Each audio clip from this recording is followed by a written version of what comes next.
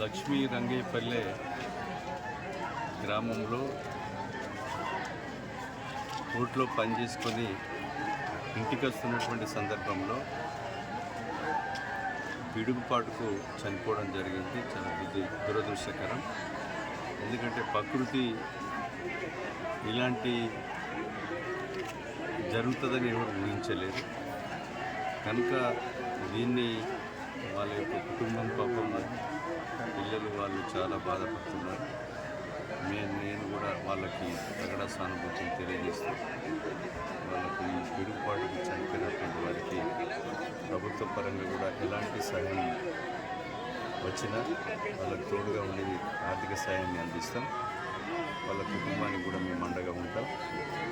వాళ్ళ యొక్క ఇది మరణం చాలా బాధాకరం, దురదృష్టకరం. దీన్ని ఇలాంటి పునరావృతము జరగద్దనేది నా అభిప్రాయం. హెచ్చరికలు జారీ చేసినప్పుడు వాతావరణ కేంద్రం రైతులు కొంచెము టీవీల్లో పేపర్లో తెలుసుకొని కొద్దిగా జాగ్రత్త పడితే మంచిది. ఎందుకనంటే ఈరోజు మేము వస్తుంటే మొత్తం టేకుమట్ల నుంచి చిట్యాల వరకు